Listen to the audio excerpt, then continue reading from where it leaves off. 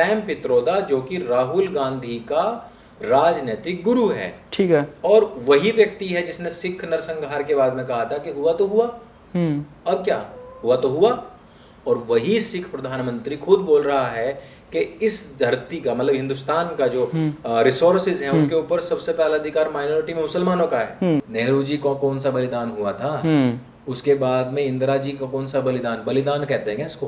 आपने खुद खालिस्तानियों को इनवाइट किया, आपने भिंडरवाला खुद पैदा किया था, उसके बाद में आप परेशान हो गए, फिर आपने क्या किया, आपने स्वर्ण मंदिर के ऊपर तोप लगवा दी, वहां हमले करवाए, मामले को वैसे नहीं निपटाया आपने। और उसके बाद में कौन सा बलिदान, कौन से बॉर्डर पे जाके वो मरे थे, आप ये बताओ ना। मैं तो कहूंगा कि अपने जितने भी हमारे व्यूअर्स हैं वो जाएं, वोट करें, लोगों तक इस संदेश को पहुंचाएं, क्योंकि ये ओवर कॉन्फिडेंस मुझे दिखाई दे रहा है। हो सकता है कि कुछ और भी पर्सपेक्टिव्स हों इस कम वोटिंग के, लेकिन मुझे ये तो कंफर्म है कि अगर इतनी कम वोटिंग हो रही है तो कहीं ना कहीं हिंदू वोटिंग में किसी ओवर कॉन्फिडेंस में है कि हमारे 2 वोट कम पड़ गए तो क्या हो जाएगा। प्रियंका गांधी, वरुण गांधी का मामला बहुत पुराना है। वरुण गांधी ने एक बार कहा था कि जो गीता, जो हिंदुओं की तरफ नजर उठाएगा, मैं गीता की कसम खाकर कहता हूँ मैं उसका हाथ ही काट दूंगा। तो उस टाइम पे फिर प्रियंका गांधी ने कहा कि भाई तुम पहले कम से कम गीता को पढ़ तो लेते। वरुण गांधी ने कहा था मैं पढ़ ली है तभी बोल रहा हूँ। कन्हैया कुमार व्यक्ति जो है, देखिए पहली बात तो यह है कि वो जनता में निकलेगा नहीं तो थपड़ा दे जाएगा और उसका केजरीवाल बना दे जाएगा। माला डालने के बहाने उसको थप्पड़ मारा गया था, यहाँ तो मिदम माला की चप्पल पेलते जाएंगे। क्योंकि जो देश के टुकड़े करने की बात करेगा, दिल्ली के अंदर छोड़ो, आप किसी गांव के अंदर भी उस बात व्यक्ति को एक्सेप्ट नहीं किया जाएगा। पहले भी जमानत जब्त हुई थी, इस बार भी जमानत जब्त होगी। इस व्यक्ति की इतनी औकात नहीं है कि हम और आप उस पर चर्चा करके टाइम वेस्ट करें। ये बुक आ चुकी है तो आप इसको जाकर पढ़िए और ऑर्डर भी कर दीजिए। इसका लिंक जो है डिस्क्रिप्शन में आपको मिल जाएगा।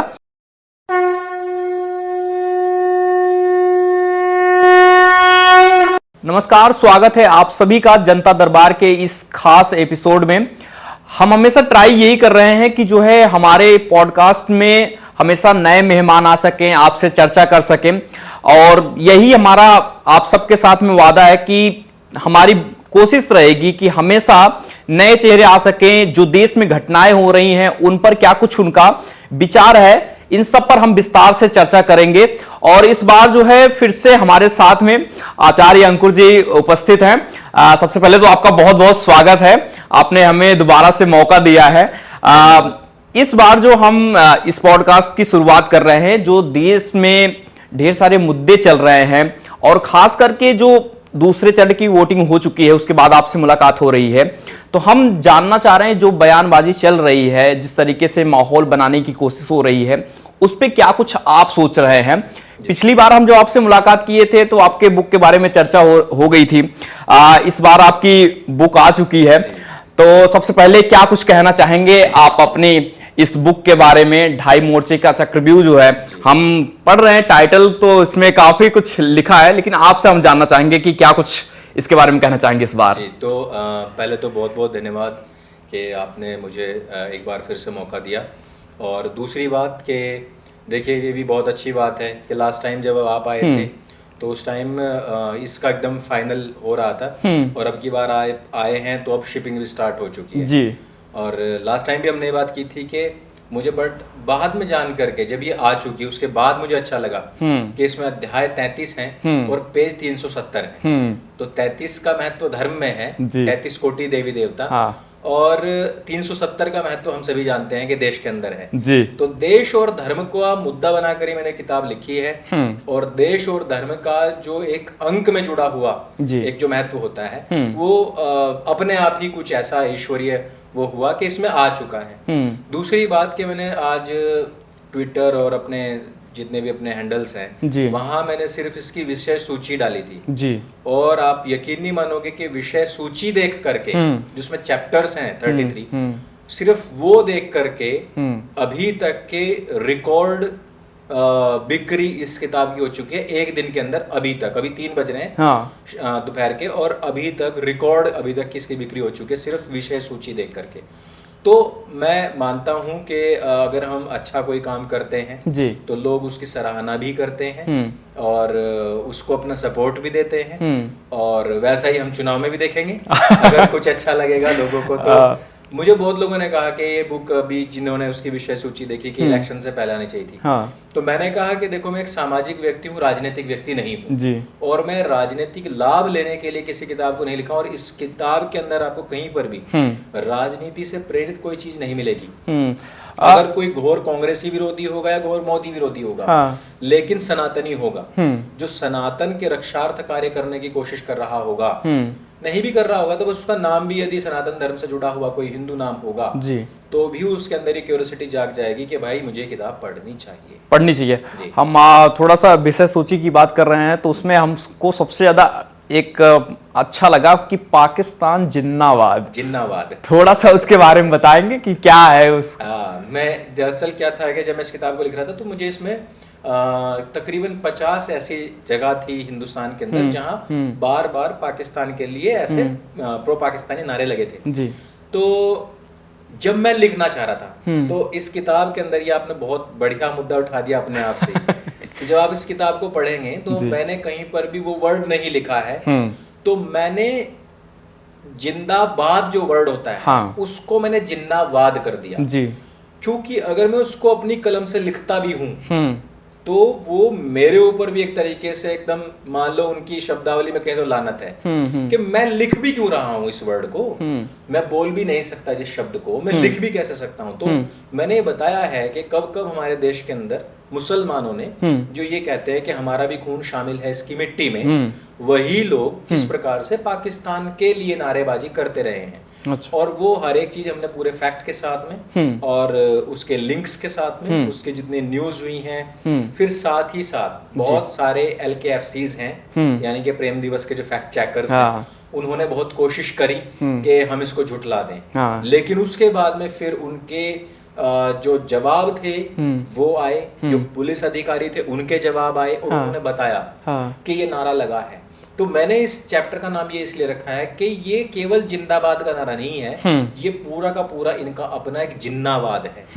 और जिन्ना को लेकर के हमने जो 1946 में जो वंदे मातरम को लेकर के विरोध हुआ था, हमें लगता है कि वंदे मातरम का विरोध आज हो रहा है, लेकिन हमने उस टाइम बताया, और मौलाना अबुल कलाम आजाद जिन्होंने इसके स्टैंजास कटवाए और हमारा जो वंदे मातरम आज है उसको इन्होंने अपंग बनाया, मैं तो यही कहूंगा। उसको काट दिया गया और उसको कटे हुए वंदे मातरम को एक्सेप्ट किया नेहरू ने, और उन लोगों को ये लोग फिर भी खुश नहीं कर पाए थे, और आज 2024 में फिर भी वो वंदे मातरम नहीं बोल रहे। तो मैंने उसमें लिखा भी है कि आप किनको खुश करने की कोशिश कर रहे हो, आप कितना भी प्रयास कर लो आप उन लोगों को खुश नहीं कर सकते। तो ये जिन्नावाद वाला चैप्टर बहुत महत्वपूर्ण है। तो आजादी के अगर इतने साल बाद हम देखें तो देश में अभी भी वो जिन्नावादी वाली मानसिकता जो है उससे निकल नहीं पा रहा देश का मुसलमान, या कहें कि राजनीति भी उसी को इर्द गिर्द उसी के घूम रही है। ऐसा क्यों है? 2024 का चुनाव है, इसमें भी वही मुद्दा आ गया कि देश की संपत्ति पर किसका अधिकार है, किसका नहीं होना चाहिए, क्योंकि प्रधानमंत्री नरेंद्र मोदी ने जिक्र किया पूर्व प्रधानमंत्री मनमोहन सिंह के बारे में कि देश की संपत्ति पर पहला अधिकार जो सरकार देना चाहती है उनको वोट मत कीजिए, अगर वो सरकार आ गई तो आपके मंगलसूत्र का भी जो है बंटवारा कर देगी। तो क्या मानसिकता क्या है, क्योंकि आजादी की इतने दिन बाद या इतने साल बाद भी हम मुस्लिम को लेकर ही सारी डिबेट या चर्चा क्यों है, इतना क्यों प्रायोरिटी दिया जा रहा है इन सब मुद्दों को? मतलब इसमें तो काफी लोग ये भी कह रहे हैं कि नरेंद्र मोदी की हताशा है, कहीं ना कहीं हारने का उनको ये लग रहा है, इसलिए वो बार बार इस मुद्दों को उछाल रहे हैं। देखो आज की तारीख में जो चूजे कल पैदा हुए हैं और वो फर्स्ट वोटर हैं, सेकंड वोटर हैं, तो उनको ये लग सकता है बिकॉज हमारी जो मेमोरी है, जो एक मूवी आई थी ना गजनी, उसमें होता है संजय सिंघानिया, और उसको एक बीमारी होती है शॉर्ट टर्म मेमोरी लॉस, वो रिप्रेजेंट करता है टोटल हिंदूज को जी। हमारे हिंदुओं में भी एक short term memory loss problem है, तो उनको ये लगता है कि ये जो बोला जा रहा है ये वोट को पोलराइज करने के लिए बोला जा रहा है, जबकि वो व्यक्ति एक सच्चाई को बताने का प्रयास कर रहा है। नरेंद्र मोदी ने जो बोला है वो एक सच्चाई है, और वो सिर्फ वहां से उसको रिपीट कर रहा है कि अगर आपने उनको वोट किया तो क्या होगा। हाँ, देखो ऐसा पाकिस्तान के बहुत सारे जो न्यूज़ हैं, जी, जो न्यूज़पेपर्स हैं, जो अखबार या न्यूज़ चैनल्स हैं, जी, उनमें हमने कई बार इस बात को सुना है कि कांग्रेस अगर जीतती है तो हमारे लिए अच्छा रहता है। जी, तो क्या आप उनको झुठला देंगे भाई? या तो फिर कांग्रेस को जाकर के पाकिस्तान को जाकर बोलना चाहिए हाँ, कि भाई तुम जाकर ये बोलो कि नरेंद्र मोदी अगर जीतता है तो पाकिस्तान को फायदा है। लेकिन वो तो हालात हमें भी दिख रहे हैं ना। तो पाकिस्तान अभी पिछले 5-6 साल में जो उसकी स्थितियां हुई हैं, वो स्थिति कम और दुर्गतियां ज्यादा हैं। तो अगर पाकिस्तान खुद चाह रहा है कि कांग्रेस की सरकार आए तो उसमें हमारी आपकी तो कोई प्रॉब्लम नहीं है। नहीं, तो कुछ तो नेक्सस है, कुछ तो गठजोड़ ऐसा है ना कांग्रेस और पाकिस्तान के बीच में। और आप ये देखिए कि जैसे जैसे कांग्रेस रसातल में जा रही है, जी, वैसे वैसे पाकिस्तान भी रसातल में पहुंच रहा है। कोई तो बात होगी, कोई तो कनेक्शन होगा ना कि हम तो डूबे सनम तुमको भी ले डूबे। तो अगर कांग्रेस डूब रही है और पाकिस्तान भी डूब रहा है, हाँ, तो वजह तो होगी ना कुछ। तो पाकिस्तान को बात बीच में लाना या मुसलमान को बीच में लाना, ये क्या है कारण? जी, इसकी रियलिटी पे आप थोड़ा सा जाओ। 2006 और 2008 के हाँ, रिपीटेड बयान है उस टाइम के जो प्रधानमंत्री थे नरेंद्र मोदी ने जो नाम लिया है मनमोहन सिंह का, तो वो उन्होंने खुद बयान दिया था। हालांकि बाद में देखो झुटलाने के तो बहुत प्रयास हुए कि नहीं उन्होंने मुसलमान नहीं कहा था, लेकिन जिस टाइम पे मनमोहन सिंह इस बात को बोल रहे हैं तो उन्होंने पहले SC/ST आदिवासियों का नाम बोलकर वो शांत हो चुके। जी, फिर उन्होंने कहा कि माइनॉरिटीज स्पेशली मुस्लिम्स, तो वो जो स्पेशली मुस्लिम्स बोला है वो शब्द जो है ना वो अपने आप में बताता है कि एक सिख प्रधानमंत्री होने के बावजूद इस हिंदुस्तान का, इस देश का सर्वाधिक माइनॉरिटीज को कहा जा सकता है तो सिख है, जैन है, उनको ना बता करके और वो व्यक्ति स्वयं मुसलमानों को बता रहा है कि ये हैं हमारे देश का माइनॉरिटी स्पेशली मुस्लिम्स। उन्होंने ये क्यों नहीं कहा कि स्पेशली सिख्स या स्पेशली जैन, ये तो नहीं बोला ना उन्होंने, स्पेशली मुस्लिम बोला है, बाकी का तो नाम नहीं लिया ना। वो स्पेशली मुस्लिम्स बोलना ही अपने आप में एक सबूत है इस बात का कि वो संपत्ति देना चाहते हैं इस तरीके से। दूसरी बड़ी बात, राहुल गांधी का अपना खुद का बयान है। उन्होंने कहा कि हम इन लोगों से पैसा छीनेंगे, जी, ग्रैब करेंगे, ये वर्ड यूज हुआ है, ग्रैब करेंगे, हम इनसे ये पैसा छीन लेंगे और ये पैसा छीन करके हम किसको देंगे? जो गरीब लोग हैं उनको देंगे। आपका नाम है शिवशंकर उपाध्याय जी, और एक व्यक्ति है जिसका नाम है सलीम जी, तो जो शिवशंकर उपाध्याय है उसने अपनी जिंदगी में 20 लाख रुपए कमाए और सलीम ने भी 20 लाख रुपए कमाए। अब आपका एक बेटा है, ठीक है, और सलीम के 8 बच्चे हैं। अब आपकी संपत्ति आपके बच्चों पे जानी है और उसकी संपत्ति अपने बच्चों पे जानी है। लेकिन यहाँ बीच में आ जाता है एक वंशानुक्रम कर, इसको बोलते हैं इनहेरिटेंस टैक्स। जी, इनहेरिटेंस टैक्स का भी नरेंद्र मोदी ने जिक्र किया है। हाँ, तो अब यहाँ पर ये होता है कि 85% जो टैक्स है वो केवल आपके ऊपर लगेगा, सलीम के ऊपर ही टैक्स नहीं लगेगा। तो सलीम का जो 20 लाख रुपया है उसके 8 बच्चों पे चला जाएगा, लेकिन आपका 20 लाख में से 85% काट लिया गया, यानी कि आपके पास में बचा सिर्फ 3 लाख रुपया। ठीक है जी, अब जो 3 लाख रुपया आपके पास में है वो आपके बेटे के पास गया। अब वहां 8 बच्चों में 20 लाख रुपए बटने हैं, ठीक है। तो अब उनके पास में गया 2.5 लाख रुपए सबके पास में। अब आपके बेटे के पास में है 3 लाख रुपए, लेकिन उनके पास में 2.5 लाख रुपए।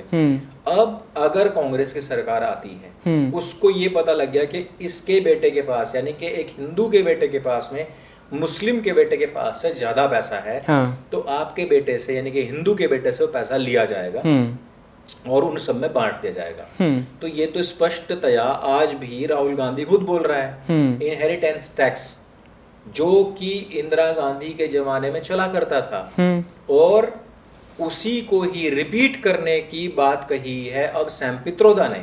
सैम पित्रोदा जो कि राहुल गांधी का राजनीतिक गुरु है, ठीक है, और वही व्यक्ति है जिसने सिख नरसंहार के बाद में कहा था कि हुआ तो हुआ, अब क्या हुआ तो हुआ। और वही सिख प्रधानमंत्री खुद बोल रहा है कि इस धरती का, मतलब हिंदुस्तान का जो रिसोर्सेज हैं उनके ऊपर सबसे पहला अधिकार माइनॉरिटी में मुसलमानों का है। लेकिन ये सोचो, हाँ, ये सोचो जी कि उधर से सोनिया गांधी या सैम पित्रोदा तो योजनाएं बना रहे हैं, हाँ लेकिन मनमोहन सिंह तो अपनी भी कम्युनिटी के लिए काम नहीं कर रहे हैं। हाँ, उसकी कम्युनिटी तो फिर भी मारी जा रही है। वो कर नहीं, मतलब करना वो नहीं तो चाहते रिमोट थे या फिर प्रधानमंत्री कांग्रेस थे। करने भैया नहीं रिमोट दिया। प्रधानमंत्री थे जिनके कागज ही फाड़ दिए गए कल के चूजे के द्वारा, हाँ हाँ, हैं, जिनके द्वारा जो बिल लाया गया था वही फाड़ दिया गया। तो आप उस व्यक्ति से क्या उम्मीद कर सकते हो? और जिसने बिल फाड़ा था वो जो किसी पद पे नहीं था, कोई उसके पास में राजनीतिक जिम्मेदारी नहीं थी, जी। देश की कोई जिम्मेदारी नहीं थी, वो उस टाइम पर भी एक तानाशाह की तरह अपने आप को दिखाता था। हाँ। वो व्यक्ति अगर सत्ता में आएगा तो क्या नहीं करेगा? लेकिन आपको नहीं लगता कि जो, क्योंकि कांग्रेस अब इस समय जो है हमलावर ये हो गई है कि प्रधानमंत्री नरेंद्र मोदी जो है अपने भाषणों में जो है अब मुस्लिम मुस्लिम इसलिए जिक्र कर रहे हैं क्योंकि जो चुनाव भी 2 फेज के हुए हैं उनमें वोटिंग परसेंटेज बहुत कम हो रहा है और शायद उनके फेवर में नहीं हो रहा प्रधानमंत्री मोदी के, इसलिए वो मुस्लिम मुस्लिम कर रहे हैं। आपको क्या लग रहा है? ऐसा है कि अगर कांग्रेस इस तरीके की बयानबाजी कर रही है तो ये प्रॉब्लम कांग्रेस की है, ना कि नरेंद्र मोदी की, ना कि इलेक्शंस की, ना कि चुनावों की। अब आप मुझे एक बात बताओ कि जब 2014 के इलेक्शन आने वाले थे तो उससे पहले कांग्रेस खुद मुस्लिम मुस्लिम कर रही थी। वो कह रही थी कि हम लाएंगे अल्पसंख्यक सुरक्षा कानून जी, जिसमें कि हिंदू मुस्लिम अगर कहीं पे भी कोई भी लड़ाई होती है तो हमेशा जिम्मेदार जो है वो हिंदू ठहराया जाएगा, क्योंकि उस कानून की थ्योरी के अनुसार हमेशा गलती मेजोरिटी की रहती है, माइनॉरिटी की कोई गलती होती ही नहीं है। जबकि आज की तारीख में अगर आप देखोगे तो जितने भी हमारी बहन बेटियों के ऊपर जो हमले हो रहे हैं या जो दंगे फसाद हो रहे हैं या जो प्रोवोक किया जा रहा है, वो सारे काम उसी तथाकथित माइनॉरिटी के हैं जिसकी आबादी हिंदुस्तान के अंदर तकरीबन 30 से 35 करोड़ हो चुकी है जी। और जो अपने घुसपैठियों को देश के अंदर लाने के लिए पूरे देश के अंदर आग लगा देते हैं। हमारे जवान ज्योति तलक को लात मार के तोड़ देते हैं, ठीक है। उन लोगों का कोई दोष नहीं है, दोष हमेशा हिंदुओं का होगा। तो मुसलमानों को रिझाने के लिए वो लोग राजनीति कर सकते हैं। अभी भी उन्होंने ये कहा है कि हम ओबीसी में मुसलमानों को डालेंगे। हाँ हैं, तो आप मुसलमान नहीं कर रहे हो। अगर दूसरा यही बात कह दे कि यह अन्याय है जी, अगर देश की संपत्ति लूट करके मुसलमानों को दी जाएगी तो ये एक अन्याय है, ठीक है। अगर नरेंद्र मोदी ने कह दिया कि हम अन्याय के खिलाफ हैं तो आप कह दोगे कि मुसलमान कर रहे हो। और अगर कांग्रेस ये कहे कि हम सारे अधिकार मुसलमानों को देंगे, संपत्ति का पहला अधिकार मुसलमानों का है, अगर झगड़ा कहीं होता है तो मुसलमान बरी हो जाएगा, हिंदू पकड़ा जाएगा। और मंडल आयोग में स्पष्टतया, मेरे भाई, मंडल आयोग में स्पष्टतया बात लिखी हुई है कि केवल हिंदुओं को ओबीसी बनने का अधिकार है, ओबीसी कैटेगरी में डलने का अधिकार है, मुसलमानों को नहीं है। लेकिन उसी संविधान को तोड़ करके, जिस संविधान को बचाने के लिए कहते हैं ना, संविधान को बचाने के लिए हम ये चुनाव लड़ रहे हैं, उसी संविधान को तोड़ करके ये लोग मुसलमानों को ओबीसी में डाल रहे हैं। और ये भी छोड़ दो, आप जो तानाशाही की ज्यादा बात करती है, हिटलरशाही की बात करती है, वो ममता बनर्जी तो खुद पश्चिम बंगाल के अंदर ये काम कर चुकी है। हाँ। और लाखों मुसलमान ओबीसी कोटे में ये सारे बेनिफिट्स ले रहे हैं। तो वो मुसलमान नहीं कर रहे हैं। तो क्या तुम नहीं हार रहे हो कि जो अल्पसंख्यक सुरक्षा कानून भी लाना है हमने, इनहेरिटेंस टैक्स, यार आपको यकीन होगा इस बात का कि यह जो इनहेरिटेंस टैक्स है ये केवल और केवल हिंदुओं पे लगेगा, मुसलमानों पे नहीं लगेगा। हाँ। जो इंडियन ओरिजिन है सिर्फ उन पे लगेगा। हाँ। क्या सिख, जैन, बौद्ध, हिंदू इस बात से परेशान नहीं होंगे क्या? होना तो बनता है ना।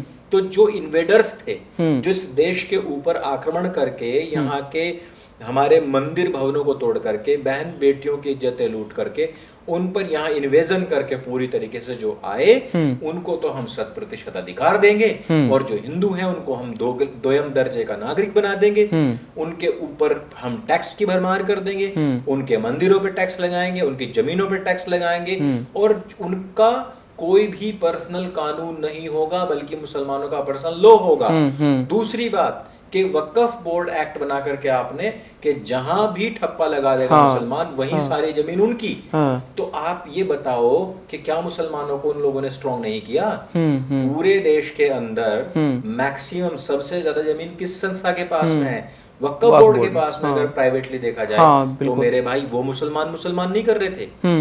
अगर आज लव जिहाद की बात हो रही है और इतने सारे केसेस हैं, मैं आपको गिनवाऊंगा तो थक जाएंगे, शाम हो जाएगी, लेकिन उन सबको एक दरकिनार कर दिया गया, कहा कि लव जिहाद नाम की कोई चीज स्टैंड ही नहीं करती है, यानी कि हमारी बहन बेटी मरती रहे और तुम मुसलमान मुसलमान करते रहो।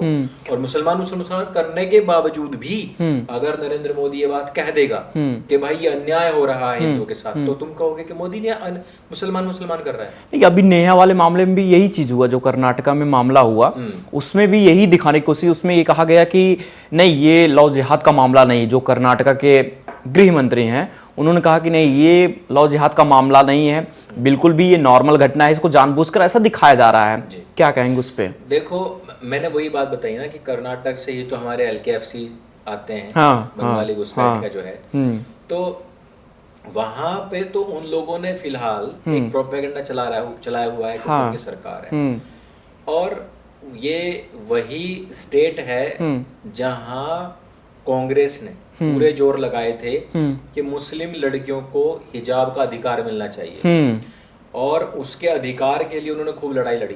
और मुसलमानों ने कांग्रेस को जिताने के लिए एड़ी चोटी का जोर लगाया, लेकिन सोता हुआ हिंदू वो अपने घरों में बैठा रहा कि भैया बाहर का मौसम सही नहीं है, हम वोट करने नहीं जाएंगे। तुम्हारी जान बचाने वाले जो लोग थे या तुम्हारे पक्ष में लड़ाई लड़ने वाले जो लोग थे, जिसमें कि एक लड़का था हर्षा, 23 साल की उम्र का था, जिसको कि बाद में मार दिया गया था मुसलमानों के द्वारा, सिर्फ इस बात के लिए कि उसने ये कह दिया था कि भाई ये जो हम चीजें कर रहे हैं ना ये गलत है। अगर हम इस तरीके के जो शिक्षा का जो मंदिर है उसको अगर हम मजहबी पहचान बना देंगे तो देखो ये बात गलत है। उस लड़के को मार दिया गया था, उनको तो तब भी लगा था कि इस तरीके की कोई घटना ही घटित नहीं हुई है ना। उनके घर कौन गया था? उनके घर गया था कपिल मिश्रा, 1 करोड़ रुपए जमा करे थे बेचारे ने और घर वर बना के दिया। कौन देता है सब चीजें? एक तरफ तो कांग्रेस को मुस्लिम लड़कियों की इतनी फिक्र है, हिंदू महिलाओं को बसों से बाहर धकेल दिया जाता है क्योंकि उन्होंने बुर्का नहीं पहना हुआ है, ठीक है। और एक घटना है वहां की जहां राहुल गांधी सांसद है, केरल वायनाड में, वहां ये घटनाएं घटित हो जाती हैं। उनकी बहन बेटियों की चिंता है, लेकिन नेहा की चिंता नहीं है। वहां पे ये अपने दामाद को बचाना चाहते हैं जो उसको मार के भागा है। तो यार देखो, इनके दोगलेपन की तो कोई इंतहा नहीं है। हमें बस हिंदुओं को ये बात समझनी पड़ेगी कि मुझे बल्कि ये बड़ा चिंताजनक लग रहा है जो वोटिंग परसेंटेज डाउन हो रहा है। मैं कल गया हुआ था, इधर ही दिल्ली साइड में जा रहा था, मुझे कुछ लोग रास्ते मिले तो वो आपस में बात करते जा रहे कि हमारे 1-2 वोट से कौन सा मोदी हार जाएगा। तो वो मोदी समर्थक थे, मोदी वोटर थे, लेकिन वो इस तरीके की बात कर रहे हैं। यकीन मानोगे आप इस बात की कि 2004 में अटल बिहारी वाजपेयी जी इसी ओवर कॉन्फिडेंस पे, हिंदुओं के ओवर कॉन्फिडेंस और उस टाइम की पार्टी के ओवर कॉन्फिडेंस पे ही हारे थे। नहीं तो निर्माण कार्य उनके दौरान में ज्यादा हुए थे, भ्रष्टाचार बहुत कम हुए थे, अपीजमेंट किसी का नहीं हुआ था, लेकिन हारे थे ओवर कॉन्फिडेंस के चलते ही। क्योंकि 400 पार का नारा दे रही है ना जिस तरीके से बीजेपी, प्रधानमंत्री अमित शाह, 70% होना चाहिए था। तो लेकिन वही है ना कि 400 पार तो हिंदुओं को भी लग रहा है कि ठीक है कि जो बीजेपी के समर्थक हैं या चाह रहे हैं कि हाँ नरेंद्र मोदी की सरकार एक बार रिपीट हो, तो वो भी यही चाह रहे हैं कि ठीक है 400 पार हो रहा है, ठीक है अगर थोड़ा सा कम आ जाएगा कोई बात नहीं। कोई वो थोड़ा सा ऐसे चल रहा है मामला। बिल्कुल बिल्कुल। और मुझे ऐसा लगता है कि देखो 1-2 वोट से ही बात खिसक जाती है। कई बार ऐसा होता है कि 1-2 वोट से ही सब इधर का उधर हो जाता है। और ये जो हम जिन मुद्दों के ऊपर बात कर रहे हैं कि वक्फ बोर्ड एक्ट हो गया या फिर अल्पसंख्यक सुरक्षा कानून हो गया, ये बहुत सारी चीजें हैं, दूसरे स्टेट्स की भी बातें हैं, ये सारी चीजें नहीं होंगी। मोदी ने क्या कहा कि ये जो मैंने करा है ना ये ट्रेलर है, इसके बाद मुझे बड़े बड़े काम करने हैं। और ये बड़े काम तभी हो सकते हैं अगर आप मान के चलो कि अगर आप वक्फ बोर्ड एक्ट को टच भी करते हो तो क्या हम और आप, मैं सरकार की बात नहीं कर रहा हूँ, क्या हम तैयार हैं, क्या हम रेडी हैं, क्या हमारे पास में है इतनी चीजें कि हम दिल्ली जैसे दंगों को दोबारा से झेल सकेंगे। और दिल्ली का दंगा तो सिर्फ एक अफवाह के ऊपर था, ठीक है, कि बहुत सारे मुसलमान उसमें ये भी था उनके मन के अंदर कि यार हमारे को NRC से या CA से हमें कोई प्रॉब्लम नहीं होगी। तो बहुत मुसलमान थे जो पीछे हटे हुए थे। लेकिन इस प्रकार के अगर एक्ट्स को आज की तारीख में छेड़ा जाएगा तो उसके लिए ताकत चाहिए बहुत तकड़ी। और वो ताकत अगर हमने यही सोचते रहे कि हमारी 1-2 वोट से क्या होगा, तो भाई इस बात को जरा ध्यान में रखो कि तुम्हारी तरह के हजारों ऐसे लोग हैं जो सोच रहे हैं। कि हमारी तुम्हारी वोट से क्या होगा। लेकिन एक चीज हम आपसे ये समझना चाहें कि देखिए आबादी यहाँ अगर देखा जाए तो हिंदुओं की ज्यादा है हिंदुस्तान में, लेकिन हम चर्चा मुसलमान में क्यों फंसे पड़े हैं? कांग्रेस भी उसी की चर्चा कर रही है, बीजेपी कह रही है, सतर्क कर रही है कि हाँ अगर आपने चुना, क्योंकि हमने उस चीज को झेला है। एक कश्मीर था जहां से मुसलमानों के लिए जो है हिंदुओं को निकाल दिया गया, उस चीज को भी हमने देखा है। हमेशा हर चीज, जैसे केरल की जो घटनाएं होती हैं, जो उस पर स्टोरी बनती है, उसको भी वहां छुपाने की कोशिश की जाती है कि हाँ मुसलमान ऐसा कुछ नहीं है।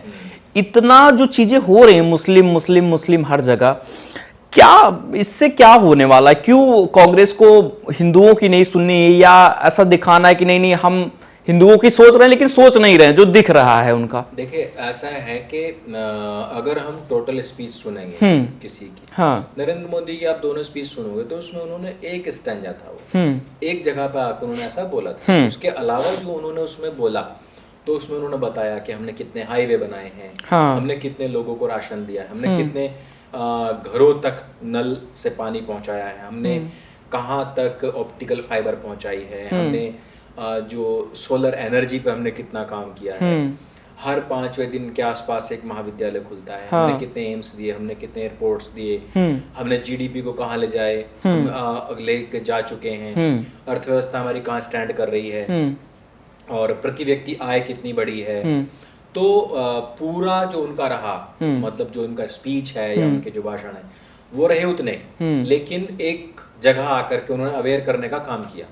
तो आपको ध्यान होगा कि गदर मूवी आई थी, हाँ, और उसको एंटी मुस्लिम बता दिया गया, हाँ, था, जब वो एक प्रेम कथा थी और वो एंटी मुस्लिम नहीं थी। तारा सिंह खुद मुसलमान बन जाता है, लेकिन फिर भी उसको एंटी मुस्लिम बता दिया गया था, हाँ, क्योंकि उसमें कुछ चीजें थी जो चोट कर रही थी। हाँ, यहाँ पे भी नरेंद्र मोदी जी को अब्बासी बताया जाता है, मुसलमान बताया जाता है, कहने लगे तो मुसलमान ही हो गया पूरी तरीके से, हाँ, हाँ, मुसलमानों के लिए काम कर रहा है। लेकिन वो चाहे कुछ भी कर ले व्यक्ति, लेकिन फिर भी उसको ये कहा जाएगा कि ये तो एंटी मुस्लिम है। तो नरेंद्र मोदी हो या भाजपा हो, एक्चुअली क्या है कि नरेंद्र मोदी के आने के बाद हुआ ये है कि जो फ्रीडम ऑफ स्पीच थी उसको एक उसका जो असली स्वरूप होता है, हाँ, हाँ, वो सबके सामने आया है। हाँ, पहले लोग बोलते नहीं थे, हाँ, पहले लोग खुल करके बात नहीं कर पाते थे, हाँ, पहले लोग अपना पक्ष नहीं रख पाते थे, लेकिन नरेंद्र मोदी के आने के बाद में सर्कमस्टांसेस चेंज हुए हैं। उसके बाद में जो इंडिपेंडेंट वॉइसेस हैं वो ज्यादा उभरी हैं। अच्छा, अब जैसे कि आप और हम हैं, हमारे आपकी तरह ना पहले रिपोर्टर्स नहीं होते थे, हाँ, पहले यूट्यूब चैनल्स नहीं होते थे, पहले यूट्यूब पे और जो सोशल मीडिया प्लेटफॉर्म्स होते हैं ना उन पे कोई बात नहीं करता था। पहले सिर्फ यही होते थे, रविश कुमार हो गए, अजीत अंजुम हो गए, ये जो बोलते थे वही सुना जाता था। और ये चाहे किसी की बुराई करें चाहे किसी की भलाई करें, सिर्फ हम और आप होते थे, वो अखबार पढ़ते थे, न्यूज चैनल्स देखते थे, और आम जनता की कोई भी खबर कहीं तक पहुंचती नहीं थी। आप कह रहे हैं कि अजीत अंजुम या रवीश कुमार जो बात रखते थे उन्हीं को लेकर ही जैसा वो परसेप्शन एक क्रिएट कर रहे थे, वो उसी पर चीजें हो रही थी। लेकिन आज वही लोग तो क्रिटिसाइज भी कर रहे हैं ना कि प्लेटफॉर्म आ गए हैं, सोशल मीडिया यूट्यूब को बैन किया जा रहा, चीजों को जो है रोकी जा रही है। वो तानाशाही तो वो भी तो आ चुकी है ना उसके साथ में, समय के साथ में। देखो मोदी आया, हाँ, उससे पहले क्या होता था, 98 रुपए में करीबन 1 GB मिलता था, वो भी 3G, हाँ, और स्पीड होती थी उसकी 2G की, क्योंकि उस टाइम पे सारे लोग मिलकर के कांग्रेसी वगैरह वो स्पेक्ट्रम के घोटाले कर रहे थे, लाखों करोड़ के। हाँ, मोदी आया, उसने बिड लगाई और सही दाम में सब जो रेट लगे, और उसके बाद सबको स्पेक्ट्रम मिला, और उसके बाद हमने देखा कि किस तरीके से 5G तक पहुंच चुके हैं। और एक टाइम था ना कि जब आपको मेरे ख्याल से 1 रुपया 2 रुपया पड़ता था पर डे का, और वो भी अनलिमिटेड आपको नेट मिलता था जब जियो आया। और जियो के आने के बाद बाकी के, मैं नाम नहीं लूंगा, बाकी की जो कंपनीज थी उनकी मोनोपोली खत्म हुई। उस 399 में 3 महीने का कुछ रिचार्ज होता था, हाँ, और उसमें आपका अनलिमिटेड चलता था, कोई टेंशन नहीं, और बहुत सारी चीजें फ्री थी, कॉलर ट्यून फ्री, और आपकी इनकमिंग और आउटगोइंग पूरी तरीके से फ्री।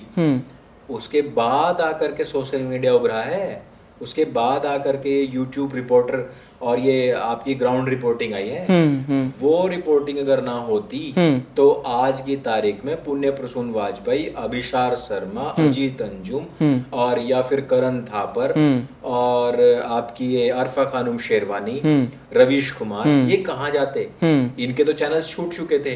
आज अगर ये यूट्यूबर बने बैठे हैं ना और इनकम कर रहे हैं इतनी बड़ी बड़ी, तो ये कर रहे हैं सिर्फ नरेंद्र मोदी की वजह से। नरेंद्र मोदी का एहसान मानना चाहिए। लेकिन क्रिटिसाइज भी तो उतना ही कर रहे हैं ना इसलिए करते हैं कि तानाशाही आ चुकी है ना, कि क्या होता है ना कि जब कोई माशूका अपने प्रेमी के प्रति बहुत ज्यादा ऑब्सेस हो जाती है ना, तो रात दिन उसी का नाम लेती है, ठीक है, क्योंकि वो उसके ऊपर ध्यान नहीं दे रहा होता है, क्योंकि उसको बहुत सारा वो बिजी होता है अपने कामों में। तो ये सारे की सारी जो है ना नरेंद्र मोदी की ऑब्सेस्ड माशूकाएं हैं, अच्छा, जो बस उसके पीछे पड़ी रहती हैं, हर टाइम उसका नाम लेती रहती हैं। तो ये सारा वही काम है। नहीं तो उनको भी पता है कि तो अगर तुम्हारी रोजी रोटी चल रही है तो नरेंद्र मोदी की योजनाओं के कारण चल रही है। अगर तुम्हारे जीजा जी, राजा जी, कनिमोजी जी अगर ये बैठे होते तो फिर आज हम और आप ये यहाँ ना बैठे होते। हाँ ठीक है, हम भी कहीं और ही होते, और आप भी अगर जी न्यूज से पढ़ गए हो तो वहां से तो वहीं पे ही अगर कहीं ग्राउंड रिपोर्टिंग कर रहे होते, इतना बड़ा बैग टांग के अपना खुद का चैनल नहीं खोल रहे होते। लेकिन ये जो रवीश कुमार या हम इन सब की चर्चा कर रहे हैं, आप भी कई जगह पे चर्चा करते रहते हैं इन सब का, क्या है कि इन लोगों का क्या दिख रहा है, भविष्य क्या दिख रहा है, क्यों इतना ज्यादा ऑब्सेशन हो गए क्या? या तो कुछ चीजें के बाद खत्म है इनका भविष्य। 24 के बाद सिर्फ इनके पास में बचेगा कुछ नहीं सिवाय रोने के। 24 में अगर ये जो नरेंद्र मोदी ने टारगेट बनाया है, सिर्फ देख लेना 2-4 दिन ये खूब उछलेंगे। मान लो कि अगर 399 सीट आ गई तो ये खूब उछलेंगे, बोला कि देखो हमने इतनी मेहनत करी है, और वहां जाके फिर राहुल जी के दरबार में खड़े हो जाएंगे, पापा पापा हमने बहुत मेहनत करी, और देखो हमने 1 सीट कम कर ली, उन्होंने 400 का टारगेट बनाया था और हमने 399 ला दी, अब 1 सीट कम आई है तो लाओ पैसे दो, बस ये होगा। और उसके बाद में इनके पास में नहीं बचेगा कोई मुद्दा। ये पागल हो चुके हैं।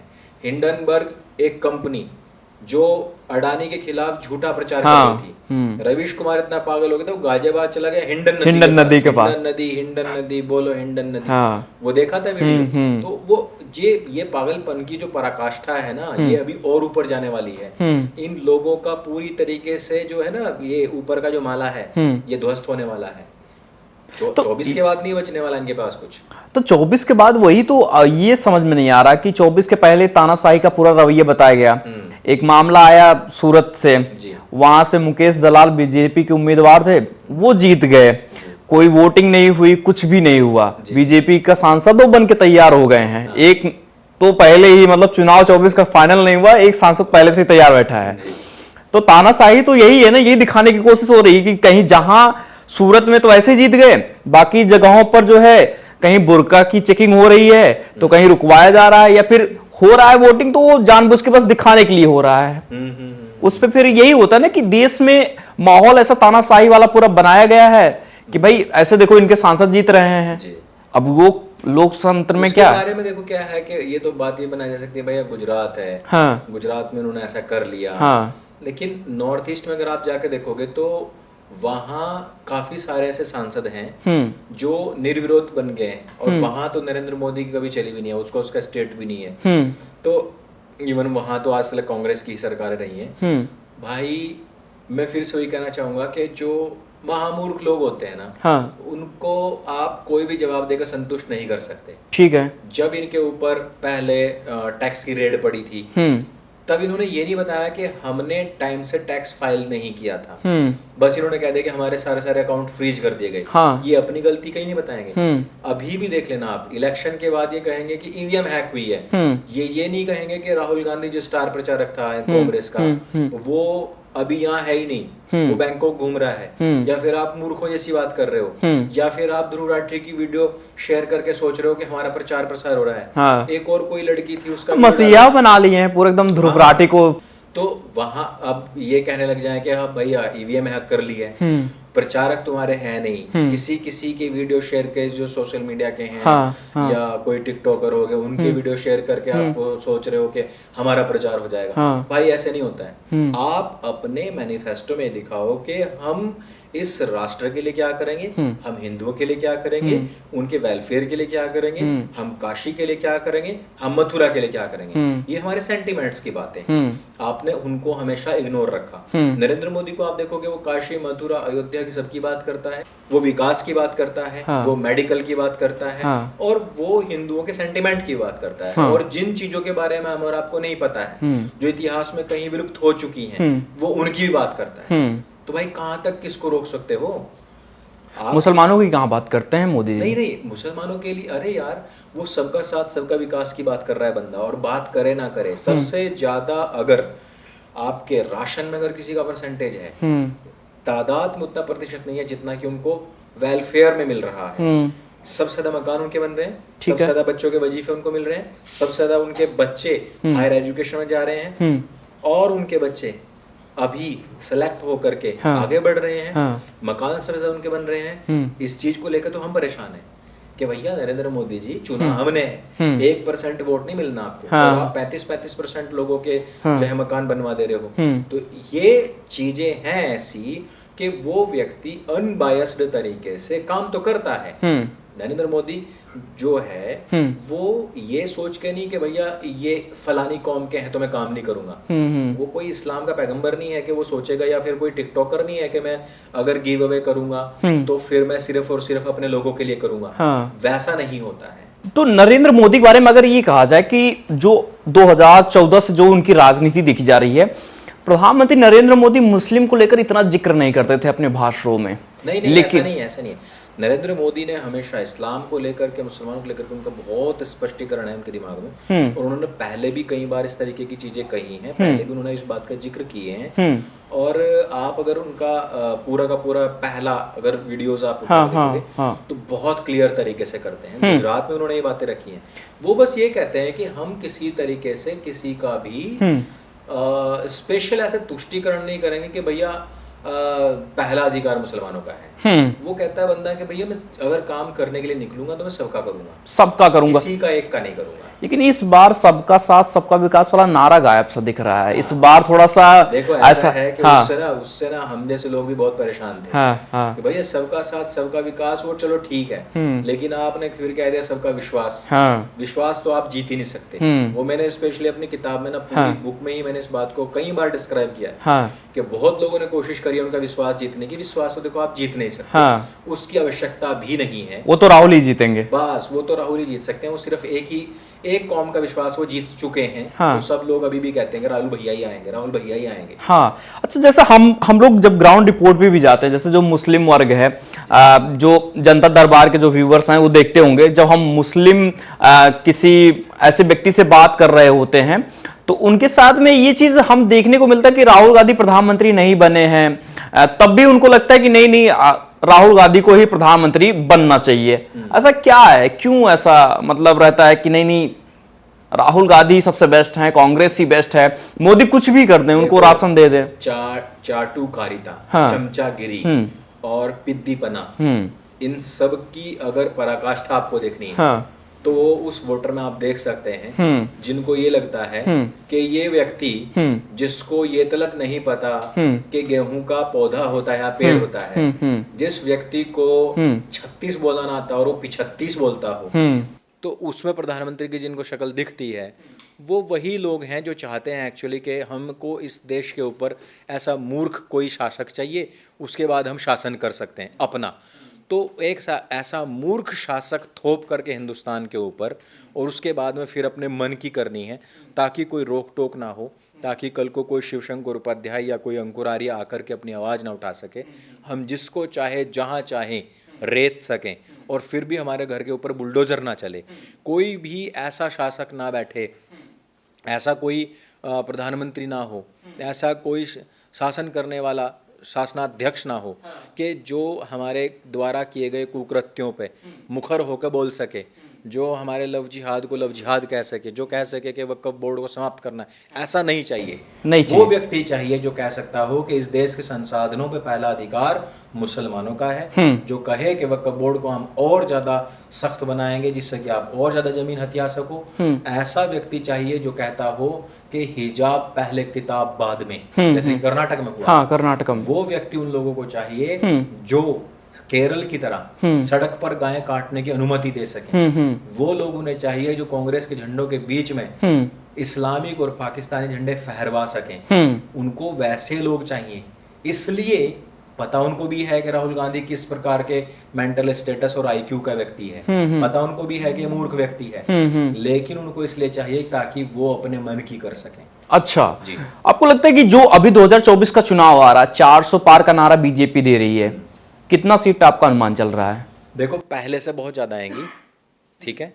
मैं ये नहीं कहूंगा कि भाई 400 आएंगी, 401, 402, क्योंकि हाँ। देखो मैं प्रेडिक्ट बिल्कुल करता नहीं हूँ। हाँ। और मुझे अपने सोए हुए हिंदुओं पर पूरा विश्वास है कि वो उस आंकड़े को पार होने नहीं देंगे। 400 पार। 400 मुझे अपने हिंदुओं पे यकीन है ना, हाँ। कि वो घर से नहीं निकलेगा। हाँ। और आपने दिल्ली में तो मई में दे रखा है। हाँ। दिल्ली का व्यक्ति तो मार्च में नहीं बाहर निकलता क्योंकि उसको तो धूप लग जाती है, टैनिंग हो जाती है। हाँ। तो आपने 25 मई कर दिया है। हाँ। तो मुझे नहीं लगता है कि वो लोग निकलेंगे। हाँ। जो एलीट क्लास है वो नहीं निकलेगा, नहीं निकलेगा, बिल्कुल नहीं। और जो मजदूर तबके का व्यक्ति है वो बाहर निकलेगा और वो वोट करेगा। तो कहीं ना कहीं मुझे ऐसा लगता है कि ये जो सोया हुआ हिंदू है, मैंने कहा ना कि संजय सिंघानिया है, और ये बहुत शॉर्ट टर्म मेमोरी लॉस से पीड़ित है, और ये जल्दी ही इस बात को भूल जाता है कि उसके ऊपर कितने अत्याचार हो चुके हैं, कौन कौन से उसके ऊपर टैक्स लग चुके हैं। आप देखो ना कि जिस टाइम इंदिरा गांधी मरी, इंदिरा गांधी के मरने के बाद उसके नाम थी जो संपत्ति, वो संपत्ति हिंदुओं पर जो इनहेरिटेंस टैक्स लगा हुआ था उसके चलते 85 कट करके सरकार के खाते में पहुंच जाती। राजीव गांधी ने उसको जब वो अक्टूबर में वाली तो उसने कहा कि हमने तो अप्रैल में ही ये लागू कर दिया था कि इस प्रकार का कोई टैक्स नहीं लगना चाहिए। और वो संपत्ति ताकि राजीव गांधी के या फिर जो संजय गांधी के जो बच्चे हैं उनमें डिस्ट्रीब्यूट हो सके। तो सिर्फ इसलिए अक्टूबर में कानून बनाया और दिखाया ये कि अप्रैल में लगा है, जबकि देश के अंदर अप्रैल से लेकर के अक्टूबर तक जितने लोग मरे थे उनकी संपत्ति जब्त कर ली गई थी इनहेरिटेंस टैक्स के चलते, लेकिन इंदिरा गांधी की संपत्ति जब्त नहीं हुई थी।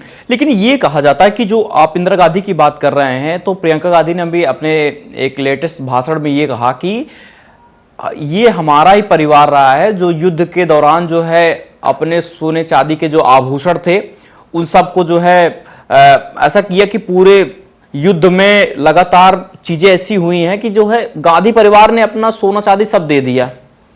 ऐसा क्या रहा कि मतलब इतना सब पूरा देश में अगर देखा जाए तो जो युद्ध हुए, जब भी चीजें बदली हैं, तो गांधी परिवार हमेशा तो जो है सेक्रीफाइस किया है, अपने परिवार को किया है, अपने सोना चांदी सबको दिया है। अच्छा, उन्होंने इस देश को बहुत कुछ दिया है। हाँ। और इस देश का लिया कितना है भाई? सियाचिन का पूरा क्षेत्र आपने कटवा के दे दिया, ठीक है। अक्साई चीन आपने पीओके पूरा का पूरा दे दिया। आपने जो श्रीलंका को जो एक द्वीप दिया वो दे दिया। इधर से आपने पूरा का पूरा बांग्लादेश का जो एक क्षेत्र था वो दिया।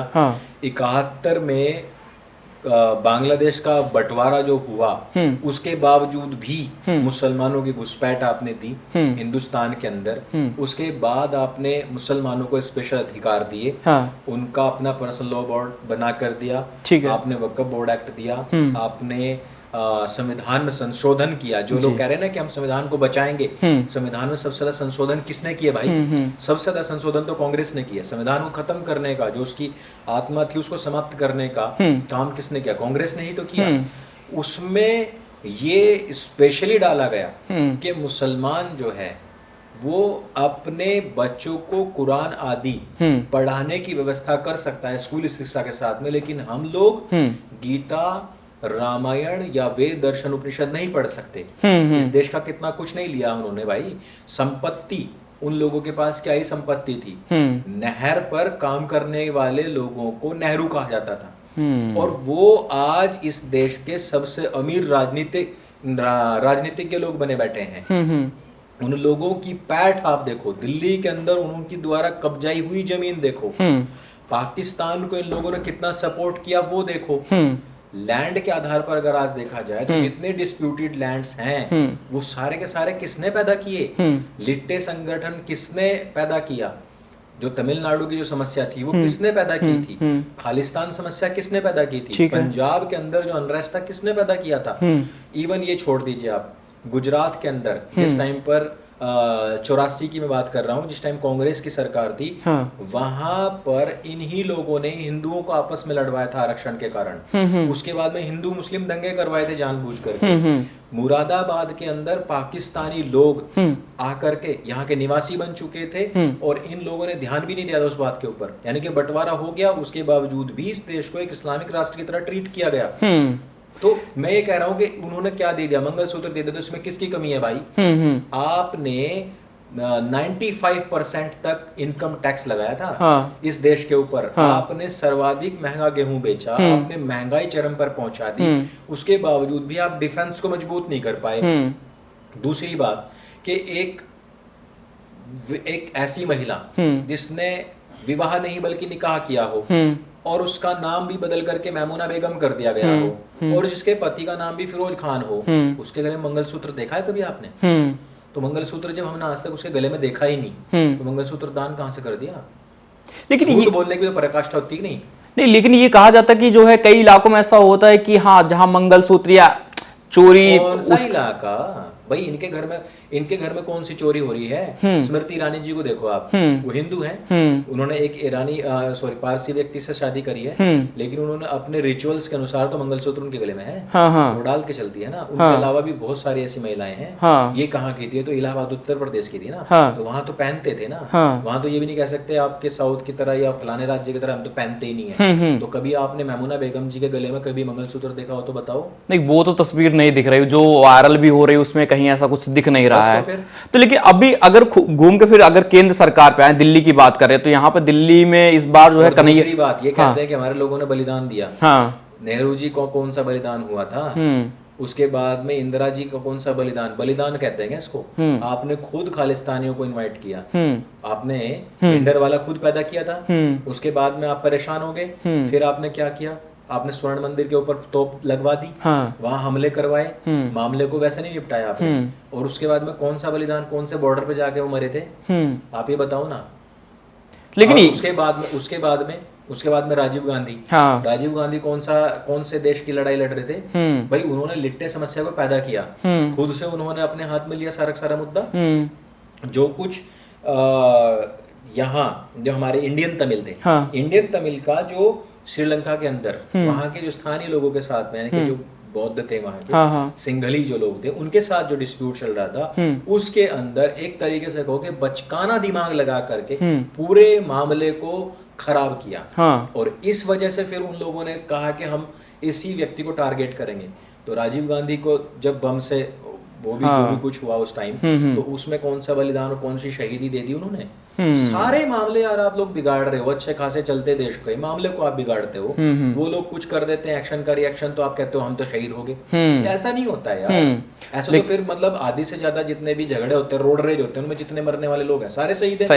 सबको बलिदानी का तमगा दो, दिल्ली के अंदर उनको 50-50 हेक्टेयर की जमीन दो, उनकी समाधि बनवा दो। फिर कांग्रेस तो वो उसके नियत में भी एक तरीके से दिख ही रहा। जैसे अभी जो छत्तीसगढ़ में मामला हुआ, नक्सलियों को मारा गया, उसमें उनकी जो है सुप्रिया नेत ने बोला कि ठीक है, नक्सली भी जो है शहीद हो गए, उनको शहीद बता दिया गया था। शहीद बता दिया। ऐसा है कि वो तो शहीद, वो तो छोड़ दो आप, बाटला हाउस में जो आतंकवादी मारे गए थे, उस पर तो सोनिया गांधी ने आंसू बहाए थे।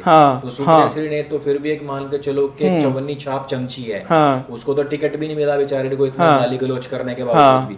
लेकिन बताया जाता है कि सोनिया गांधी के तो आंसू निकल गए थे, और उन लोगों ने तो बताया भी था कि तो सब गलत मारे गए हैं। इवन केजरीवाल ने भी बोला था कि बाटला हाउस तो फेक एनकाउंटर था। तो ये लोग मुसलमानों का दिल जीतने के लिए रात दिन मुसलमान कर ले, उसमें प्रॉब्लम नहीं है। पर नरेंद्र मोदी ये बोल दे कि तुम्हारा पैसा छीन करके मुसलमानों को दिया जाएगा, बिकॉज उनके पुराने भाषण है, तो उस पर तुम्हें प्रॉब्लम आती है। इनहेरिटेंस टैक्स सिर्फ हिंदुओं पे लगाया जाता है, नरेंद्र मोदी बोल दे तो प्रॉब्लम आती है। लेकिन तुम वो टैक्स लगा दो तब प्रॉब्लम नहीं होती है। तो मतलब मोदी जी ने सही नब्ज पकड़ी इस बार बहुत 24 सही में। नब्ज पकड़ी है, और इसको हिंदुओं को समझना बहुत जरूरी है। सिर्फ नरेंद्र मोदी के नब्ज को पकड़ लेने मात्र से काम नहीं चलेगा, जब तक हिंदू इस बात को नहीं समझेगा कि हमारी दुर्दशा और दुर्गति के जो काल था उसको बीते हुए ज्यादा दिन नहीं हुए हैं, और देश अभी सिर्फ पटरी पे आ ही रहा है। हमें बार बार इस तरीके की सरकार को लाना पड़ेगा जो सिर्फ और सिर्फ देश के और धर्म के भविष्य के लिए अच्छा सोचती है, तब तक फायदा नहीं होगा। हम फिर से वही होगा कि जैसे मधुमक्खी 10 साल में छत्ते में शहद भरती है और अचानक से फिर कोई भी आकर के उसको लूट करके ले जाता है। हाँ। और ये चीजें हमने बार बार देखी हैं कि नरेंद्र मोदी हो या भारतीय जनता पार्टी, कोई भी सरकार, वो विकास कार्यों पे बहुत काम करती है, लेकिन जब भी वहां की जनता उनको बदलती है, अगले 5 साल तक वहां कोई विकास कार्य नहीं होते, और वहां पर सिर्फ और सिर्फ वो 5 साल बैठ करके खाते हैं। कांग्रेस का यही काम है। तभी तो आप देखो ना, उनके छोटे छोटे नेताओं के यहाँ पर भी कितना कितना माल निकलता है। तो ये बड़ी समस्या है। मैं तो कहूंगा कि अपने जितने भी हमारे व्यूअर्स हैं वो जाएं, वोट करें, लोगों तक इस संदेश को पहुंचाएं, क्योंकि ये ओवर कॉन्फिडेंस मुझे दिखाई दे रहा है। हो सकता है कि कुछ और भी पर्सपेक्टिव्स हों इस कम वोटिंग के, लेकिन मुझे ये तो कंफर्म है कि अगर इतनी कम वोटिंग हो रही है तो कहीं ना कहीं हिंदू वोटिंग में किसी ओवर कॉन्फिडेंस में है कि हमारे 2 वोट कम पड़ गए तो क्या हो जाएगा। और ये कि राम जी करेंगे बेड़ा पार, जो राम रची राखा, ये इस तरीके की जो बातें हैं। राम जी के टाइम में लोकतंत्र नहीं होता था, वोटिंग नहीं होती थी, ठीक है। वो सुनते थे लोगों की और उनके आधार पर निर्णय लेते थे, लेकिन वो भी एक राजा के बेटे थे। वो उस टाइम का तंत्र अलग था, आज की बात अलग है। यहाँ अगर हर चीज में हम सोचेंगे ना राम जी बेड़ा पार लगाएंगे, तो भैया हम क्यों पैदा हुए हैं, है ना। तो फिर तो तुम भी राम जी को प्यार हो जाओ ना। ठीक है, तो मतलब वोट करना चाहिए, सबको करना चाहिए, सबको जाना चाहिए। तो क्या लग रहा है यूपी वाले मामले में अभी, क्योंकि रायबरेली बहुत ज्यादा, रायबरेली और अमेठी की सीट बहुत हाईलाइट में है, वहां ऐसा कहा जा रहा है कि राहुल गांधी या प्रियंका गांधी दोनों में से कोई आ सकता है, वरुण गांधी भी आ सकते हैं, कहा जा रहा है बीजेपी की तरफ से। तो क्या दिख रहा है, गांधी वर्सेस गांधी जो ये मामला होने वाला है कि एक बीजेपी। वरुण जो है, देखिए बहुत तेज तर्रार व्यक्ति हैं। मुझे तो बल्कि ये भी लगा कि भाई उनको कहीं ना कहीं कोई ना कोई तो पद मिलेगा, लेकिन वो ये है कि भाई एक फैमिली के हैं, मेनका जी के पास में क्योंकि पद था तो इसलिए वरुण को नहीं मिला था, और उनका वही बीच में ड्रामा बटा उड़ा था। अभी क्या है कि रायबरेली से सोनिया गांधी जी को भेज दिया गया राज्यसभा, यानी कि वो तो लड़ने से रही।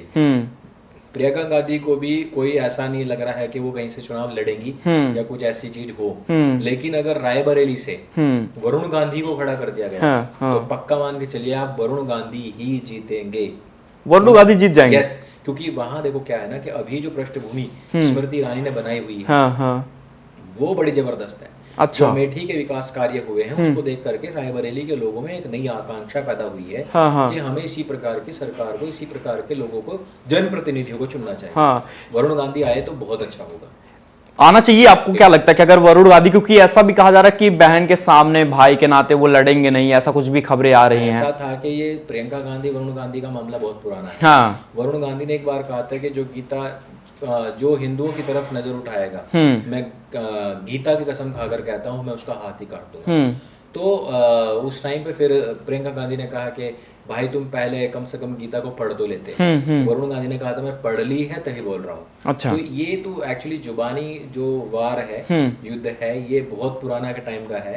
ये तब तो जब कांग्रेस की ही सरकार हुआ करती थी। कोई आज से मान के चलो आप, ये मैं बता रहा हूँ आपको 14 साल या 15 साल पुरानी बात है ये, ठीक है। अभी आपको वरुण गांधी जब राजनीति में आए थे तो ये सब चलता रहता है, और ये वर्सेस होने के लिए ही जमीन पर उतरे हैं। अगर मेनका गांधी को ऐसे आमने सामने नहीं आना होता तो ये भाजपा ज्वाइन ही ना करती। तो बीजेपी का लगता है प्लान कुछ ऐसा है कि ठीक है अगर गांधी वर्सेस गांधी उतार देंगे, शायद अगर कोई नॉर्मल कैंडिडेट उतारेंगे तो शायद हम डिफीट हो जाएं वहां पर, ऐसा भी हो सकता है कि जीतने के लिए कर रहे हैं। गांधी अगर वहां से आते हैं तो ये वरुण गांधी के लिए भी एक बड़ी चुनौती होगी। वहां से रायबरेली से अगर वो जीतते हैं तो मुझे पूरा विश्वास है कि उनको मंत्री पद दे करके उनको केंद्र में जरूर लाया जाएगा।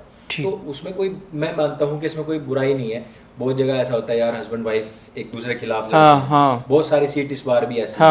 तो मैं इसमें कोई बुरा नहीं मानता। हाँ। तो अच्छी बात है, इस प्रकार की जो प्रतिस्पर्धाएं होनी चाहिए सगे भाइयों में होनी चाहिए। लेकिन बीजेपी तो कैसरगंज में ब्रिजभूषण को टिकट नहीं दे रही है। देखिए, ब्रजभूषण का जो मामला है उसके विषय में तो हम बहुत ज्यादा बात नहीं कर सकते, और अगर उनको नहीं देगी तो उनकी फैमिली से कोई आएगा, जैसे कि अध्यक्ष में भी ऐसा ही हुआ था।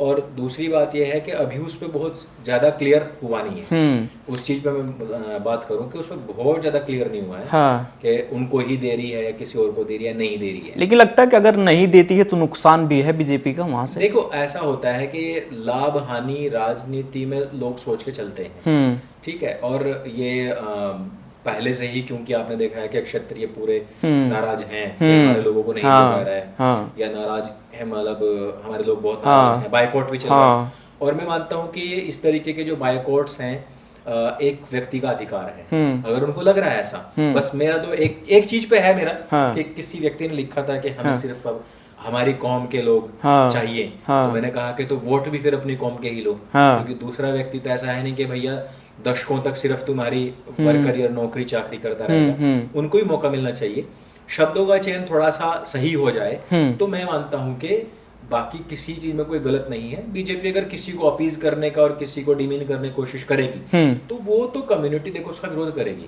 तो क्षत्रियों का मैं नहीं मानता कि अगर उनका विरोध हो भी रहा है, वही तो कहा था ना कि बीके सिंह को यहाँ टिकट काट दिया गया। वहां उनका मैं आपको बता रहा हूँ, वीके सिंह अकेले का टिकट नहीं कटा है, साथ ही साथ हमारे बागपत वाले कमिश्नर साहब का भी कटा है। लेकिन थोड़ा सा और अगर आप जाओगे ना आगे, तो सितंबर के आसपास में आपका जम्मू कश्मीर लद्दाख की तरफ ये पूरा इलेक्शन होना है। और सतपाल मलिक, जिसने कि उस टाइम जब आपका बालाकोट एयर स्ट्राइक हुआ, जब सॉरी 370 हुआ, अच्छा, ये हटाया गया, 35 से हटाया गया, सतपाल मलिक थे। लेकिन सतपाल मलिक की फिर महत्वाकांक्षाएं उभर आई थी, वो सारी चीजें फिर बहुत ज्यादा मतलब ऐसा रोल प्ले करने लगी थी कि दिक्कत आ गई थी उसमें। तो 370 के टाइम पे सतपाल मलिक थे, लेकिन सतपाल मलिक ने फिर बाद में उनकी महत्वाकांक्षाएं जागृत हो गई। तो अब हमें चाहिए, कोई जम्मू में चाहिए, कोई कश्मीर में चाहिए, कोई ऐसा व्यक्ति चाहिए जिसका उन मुद्दों पे, जो बॉर्डर के मुद्दे हैं, जो लॉ एंड ऑर्डर के मुद्दे हैं, उनमें एकदम स्पेशल माइंड हो, एक्सपीरियंस हो।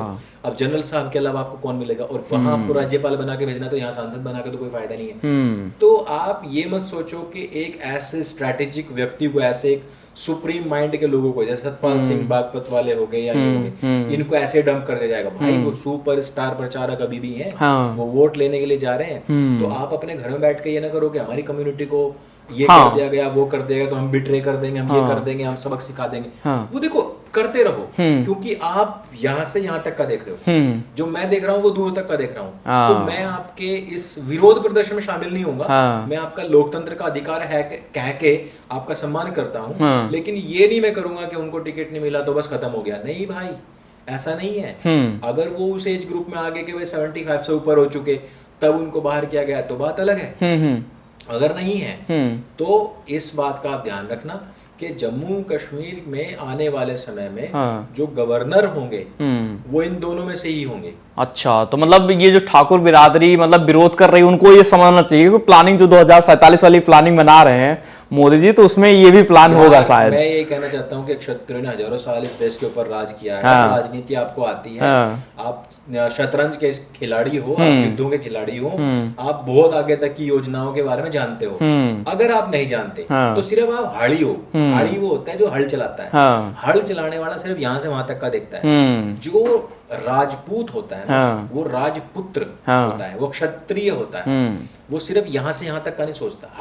हाड़ी वाला दिमाग नहीं चलता, उसका चलता है राजनीतिज्ञ वाला दिमाग। अब जो हमारे देवबंद के विधायक हैं तो वो भी ठाकुर हैं, और उनकी अगर मैं कभी भी उनके साथ अभी बैठा हुआ तो बातचीत चल रही थी, तो वो बल्कि पूरी तरीके से बीजेपी के ही हैं, और आपको बताया पीडब्ल्यू मंत्री भी हैं। दूसरी बार देवबंद से जीत करके आए हैं, ऐतिहासिक जीत लेकर के आए हैं। तो उनका पर्सपेक्टिव अलग है, वो विरोध में नहीं है, वो बीजेपी के स्टार प्रचारक हैं। तो वो अलग अलग लोगों का, और मैं सहारनपुर जिले की बात बताऊंगा, 99% क्षत्रियों ने बीजेपी को वोट किया है। वोट किया है। और उस सहारनपुर की बात कर रहा हूँ जहां पर महापंचायत हुई थी गंगोह हाँ, सहारनपुर में, हाँ। 99% लोगों ने, हमारे पूरे लोगों ने जाकर के वहां पर वोट किया है। तो आप ये लड़ाई एक्चुअली बस सिर्फ आपको लगेगा ट्विटर पे है, हाँ, ट्विटर ये वाले। इंस्टा पे नहीं है, फेसबुक पे नहीं है, यूट्यूब पे नहीं है, ग्राउंड पे भी नहीं है। हाँ, कुछ लोगों का रोष था, हाँ, उन्होंने ये बात कही थी। हाँ, कुछ एक दूसरी कम्युनिटी के साथ में उनका हाँ, हिस्ट्री को लेकर के डिस्प्यूट था। हाँ, हाँ, उनका एक कैंडिडेट इधर से खड़ा हुआ है, हाँ, थाना भवन साइड से, उसके विरोध में हुआ था, हाँ, ना कि सब लोगों के विरोध में हुआ था। और वो मैं मानता हूँ, फिर से मैं कहूंगा हाँ, कि उनका अपना एक लोकतांत्रिक अधिकार है, उसका पूरा पूरा उनको प्रयोग करना चाहिए। ठीक है। हमारे दो छोटे छोटे सवाल रहेंगे, उसके बाद हम इस चीज को थोड़ा सा समाप्त करेंगे। देश की राजधानी में इस बार एक नए चेहरे को लाया गया है, कांग्रेस की तरफ से उम्मीदवार बनाया गया है, कन्हैया कुमार के बारे में क्या कहेंगे उनके बारे में? कन्हैया कुमार व्यक्ति जो है, देखिए पहली बात तो यह है कि वो जनता में निकलेगा नहीं तो थपड़ा दे जाएगा और उसका केजरीवाल बना दे जाएगा। हाँ। माला डालने के बहाने उसको थप्पड़ मारा गया था, यहाँ तो मिदा माला की चप्पल पेलते जाएंगे। हाँ। क्योंकि जो देश के टुकड़े करने की बात करेगा, दिल्ली के अंदर छोड़ो, आप किसी गांव के अंदर भी उस बात व्यक्ति को एक्सेप्ट नहीं किया जाएगा। पहले भी जमानत जब्त हुई थी, इस बार भी जमानत जब्त होगी। हाँ। इस व्यक्ति की इतनी औकात नहीं है कि हम और आप उस पर चर्चा करके टाइम वेस्ट करें। लेकिन दिल्ली में तो क्योंकि सातों ऐसा कहा जा रहा है कि कांग्रेस इसीलिए कन्हैया कुमार को खड़ा, कांग्रेस की नियत का पता लग जाता है कि किस प्रकार से वो देश तोड़ने की राजनीति करती आई है, किस प्रकार से वो खुद अपने ही थूके हुए को चाटती हुई आई है। कांग्रेस के ही टाइम में अफजल को फांसी लगी थी, उसी के खिलाफ कन्हैया कुमार ने नारेबाजी की थी कि तेरे कातिल जिंदा हैं। कातिल कौन? जो सरकार में है, जो सुप्रीम कोर्ट में बैठा हुआ है, और उन्हीं को वो गाली दे करके उसके बाद में राहुल गांधी को बहुत अपशब्द कहे। लेकिन उसके बावजूद भी अगर वो उसको लेकर के आते हैं तो आप स्वयं समझ जाइए कि अब कितने रसातल में जा चुकी है कांग्रेस की राजनीति। एक और हैं राघव चड्ढा हैं दिल्ली से, मतलब कि आम आदमी पार्टी के संयोजक, जो टीम थी उनकी अरविंद केजरीवाल के साथ में, उनके साथ रहे हैं। इस समय काफी दिनों से आंख का इलाज करवा रहे हैं विदेशों में, क्या कहेंगे? आंख का इलाज क्या थी, वो तो केजरीवाल या बीजेपी ज्वाइन करने के प्लान है? आंख का तारा रहे हैं। हाँ। केजरीवाल का आंख का तारा, और वही आंख का तारा आज बहुत सुदूर हो चुका है उनसे। तो असल में ऐसा है कि वो एक सीए है। हाँ। केजरीवाल की पार्टी के पास में बहुत पैसा था। हाँ। और वो उन्होंने जहां डंप किया हुआ था, वो व्यक्ति उसको ठिकाने लगाने के लिए गया था। हाँ। ऐसा बहुत लोगों ने मुझे बताया, मतलब ऐसा बहुत चर्चाओं में भी आया था। और वो आंख का इलाज विलाज कुछ नहीं था। आंख का इलाज हो रहा है, अगर मेरा कोई इलाज हो रहा है तो वाइफ तो मेरी पास रहेगी। ऐसा तो है नहीं कि घर पर आई है बच्चे संभालने के लिए वो, लेकिन वाइफ आ चुकी है तो वहां अपना सीए साहब अपने ऑफिस में बैठ करके सारा काम करेंगे। लेकिन अगर उस पैसे को वो ये कह दे कि सारा का सारा पैसा मेरा है, तो केजरीवाल क्या उखाड़ लेगा उसका? क्योंकि वो पैसा बेनामी है।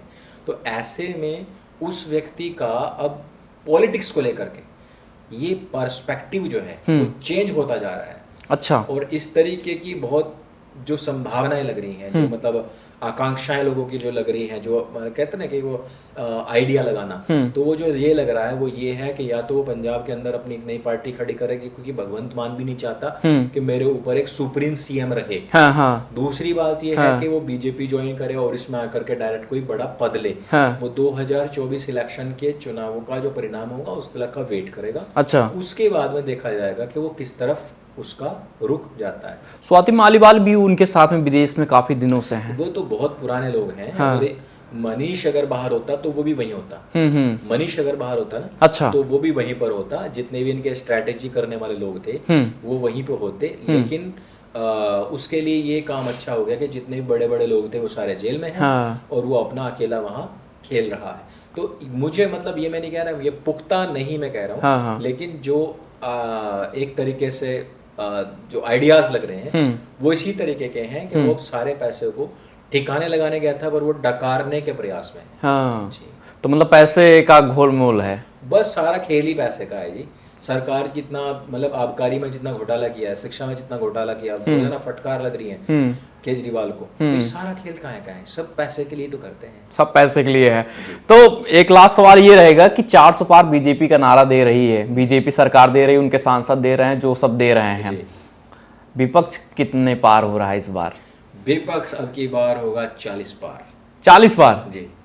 40 पार हो जाएगा। कांग्रेस का मैं बता रहा हूँ कि कांग्रेस ने इतनी हिम्मत करी है, बहुत मेहनत करी है, देश तोड़ने वालों को कैंडिडेट बनाया है। हाँ। और खुद वो बैंकॉक में मसाज के लिए चले जाते हैं। हाँ। तो मुझे लग रहा है कि 40 तो इस बार हो ही जाएगा। 40 पार हो जाएगा। जी जी। चलिए, बहुत बहुत शुक्रिया। तो ये शानदार जो बातचीत रही है हमारी, जनता दरबार पर भी देख पाएंगे, सत्य सनातन पर भी देख पाएंगे।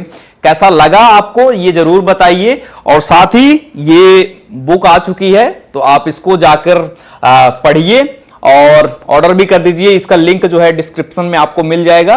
क्या आप कुछ कहना चाह रहे हैं, या फिर किनके साथ अगला पॉडकास्ट देखना चाह रहे हैं, उनको आप राय अपनी रखिए। हम कोशिश करेंगे कि हम उनसे मुलाकात करें और आपके सामने जो है उनको लाएं और देश के जो मुद्दे हैं उन पर विस्तार से चर्चा कर सकें। बहुत बहुत शुक्रिया।